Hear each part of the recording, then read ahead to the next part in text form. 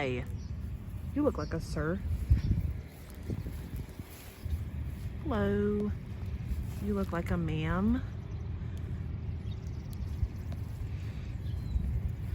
You guys all look like sirs over here.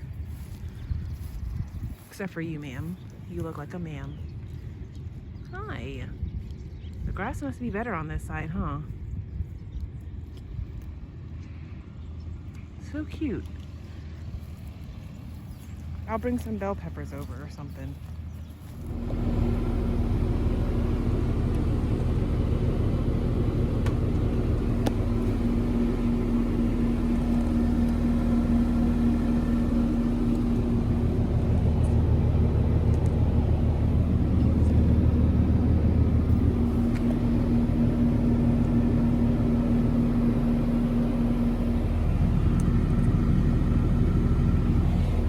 Hey y'all.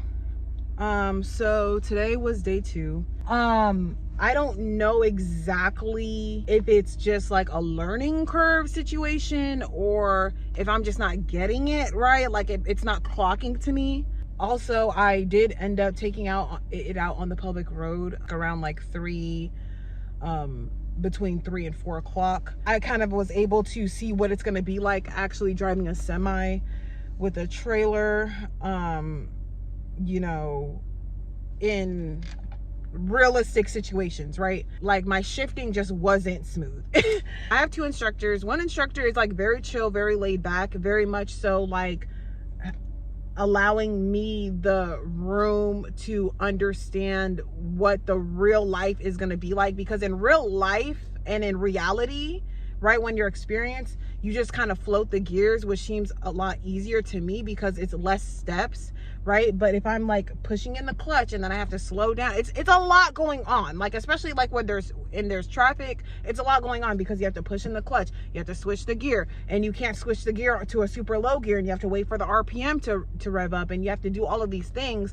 and then you have to check your mirrors, and then it's a lot going on. It's a lot going on, right? It's a lot going on.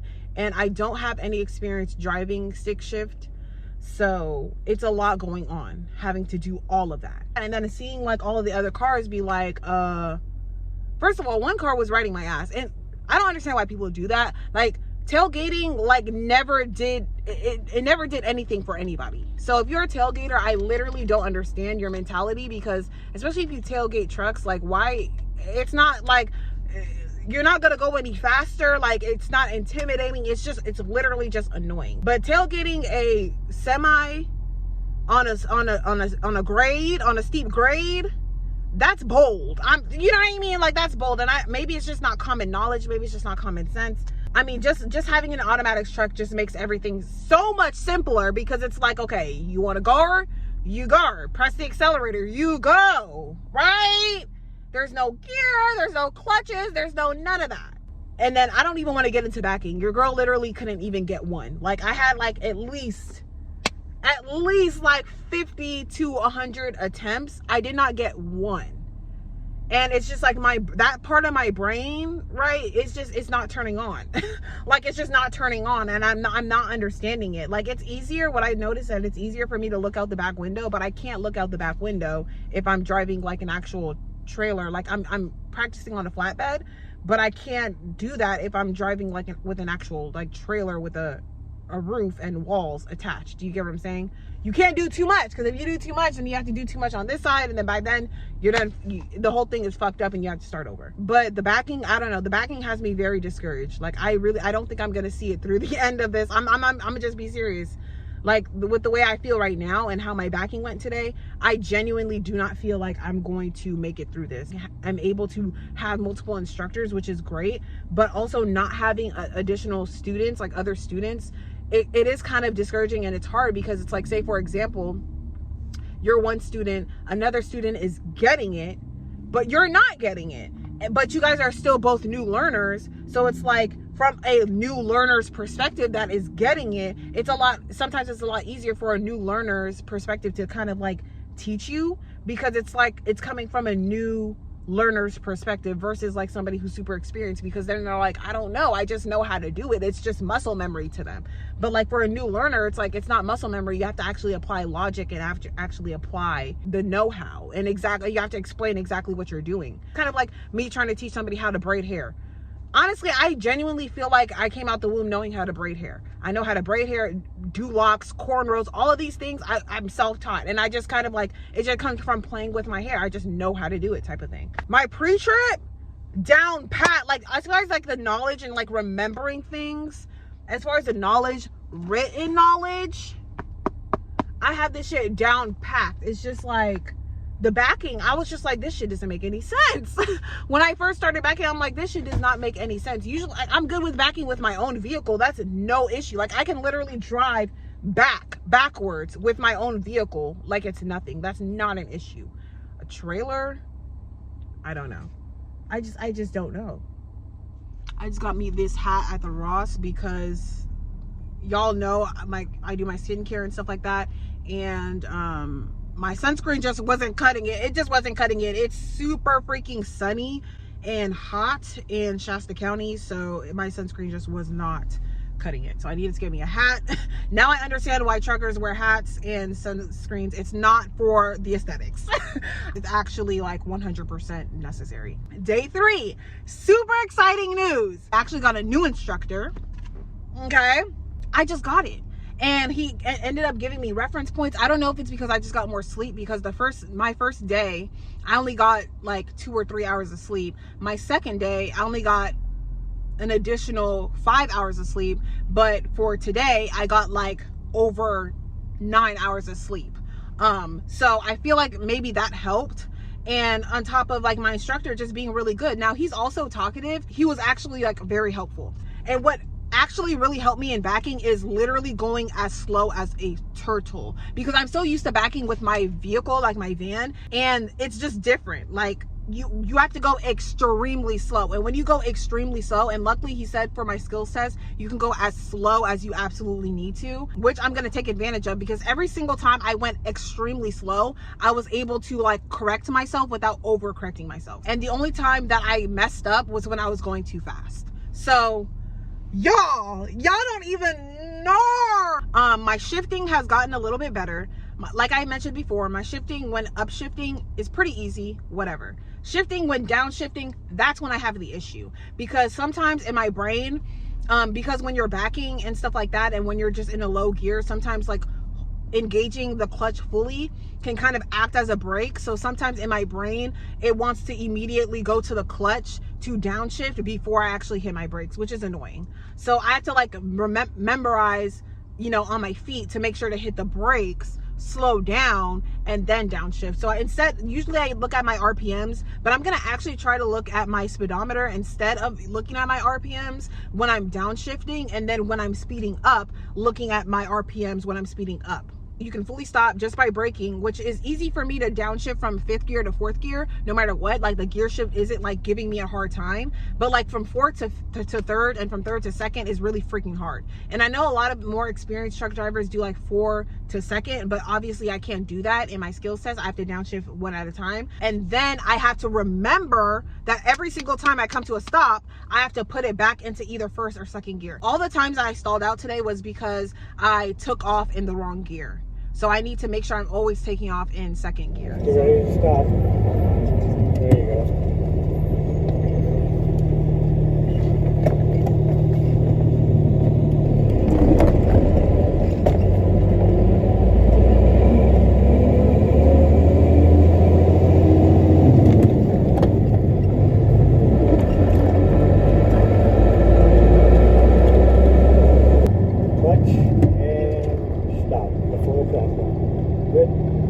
Starting gear,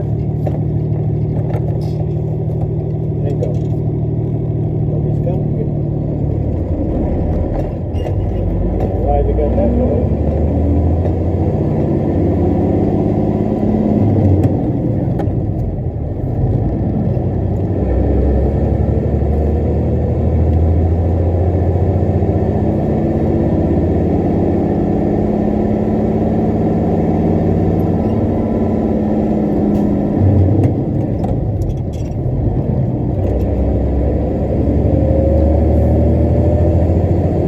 second quick and get ready to go. Yeah, you could have almost made that without having to come to a complete stop. One thing you want to try to do it right is keep a momentum. All right. Even though you might be wrong, you go back and forth. There you go. Yeah, my takeoffs can use a lot of work. It's giving, one of those. It's just, we did pre-trip. My pre-trip, I pretty much have nailed down. He did mention that there was a student that would basically take the notes and the bullet point notes and then basically record themselves going over vocally their pre-trip, and then just like listening to it back. They warn, broken, cracked, leaking. Like, there's just so many like descriptive words, and it's hard to like remember what object needs what descriptive words. So I think I'm just going to kind of rehearse a script, right? Because it's kind of like rehearsing a song. And if you know all of the lyrics to the song, then you can kind of just practice on just making it look natural when you're talking to the examiner, because you actually have to engage with the examiner. He wanted me to like practice engaging with the examiner versus just like me just all up in the truck and stuff like that. So I just think like with experience, I'm just gonna get it. Like it's just gonna come to me. It's gonna click and it's gonna come to me, and I'm just gonna get it and I'm gonna understand. All right, hey y'all. So today is day 4 of my training. It went pretty good. I want to say it went pretty good. I am definitely getting the hang of it. As far as backing in the straight line, I pretty much have that down pat. Out of the, I want to say I did 10 attempts. I only missed one, and that was the first attempt. But yeah, I'm pretty confident with backing. And it's like the slowly letting off the clutch part, I'm trying to find out exactly where it engages, because it's either I do it way too fast or I'm doing it way too slow to where people just think that, oh, I'm letting them go, and that's not the case. It is a lot easier to drive, in my opinion, and this is why even in my real life, even when I drive regularly, I don't like to drive with somebody and they're being my GPS, right? Because if they're my GPS, like I'm used to using GPS, whether it be on my phone or in my actual van, I'm used to using my GPS. And with the GPS, you can like anticipate like turns from like 6, 7, 1,000 feet away, right? 1 mile away, you know that you're about to turn in a mile. So you can anticipate like, okay, in 1 mile, since it's just a mile away, if I'm in 5th gear, then let me just go ahead and switch to 4th gear and just cruise, because there's no need, because I know I'm about to stop. Another thing I'm going to take advantage of, because he did say that obviously if the posted speed limit, for example, is 50 miles per hour, then you can go 50 miles per hour, between 50 miles per hour and 45 miles per hour. But anything under 45, you're obstructing traffic and stuff like that. Anything over 50, obviously you're speeding. So I am going to use that to my benefit and go 45 miles per hour in a 50, so that I can give myself enough time to slow down and to react. Because when you anticipate a light, for me, the best thing for me to do is just to slow all the way the freak down, even if I'm in 5th, 4th, whatever, it doesn't matter. So all the way down, and then once I'm stopped, clutch in, and then get back into 2nd gear. That just was what works for me, and I'm pretty sure that's what pretty much people do. Instead of like, oh, let me downshift, like unless we're on like a going down on a steep grade or whatever, then obviously maybe it's best to downshift. But for me, it's just like I don't want to be with the examiner and like the truck is just doing this. I don't want it to be doing all of that, because it's just like low-key embarrassing. I'm not gonna lie. All right, hey y'all. So I am preparing. Well, yesterday I did most of the preparing and it took me about like 6 to 7 hours. But I am preparing for my last week of CDL training, and they gave me this folder, and in this folder was a lot of different like notes and study guides and stuff like that. Some of the study guides contain pictures of the actual flatbed truck that I'm going to be testing in. This is what it looks like. And I basically went ahead and I cut them all out. So this is for my pre-trip. That's for my pre-trip. This is my air brake script. So I have this and I highlighted it. I made sure I wrote down all of the important. Now, last night after I finished my notes, I was in the shower and I literally recited my entire pre-trip. I just feel like sometimes overloading your brain doesn't work. And sometimes, for at least for me, it just kind of made me frustrated when I would forget certain things or like certain adjectives, right? Especially when it comes to the tires. I keep forgetting about the body plies on the tire on the tread wall. But see, it's there. I know it's there, but when I get there, it's like, so first it'll be this. This is my air brakes. Then we go into the rest of the in cab inspection, and then we go into the outside, starting from the front. And I just, they printed out these pictures, so I went ahead and cut out the little wordings that, key wordings that they're looking for everything. And I was going to do this anyway, like I was going to take pictures of the truck anyway, so I'm just glad that they did that because that's one less thing for me to print out. So that's just what that looks like. As you can see, this is the tire section. There's a lot to say about the tire section because the tires, wheel, lug nuts, the rust trails, all of that.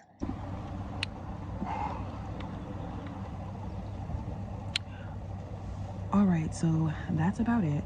I will keep y'all updated throughout the week and update y'all on how I'm doing as far as the driving portion.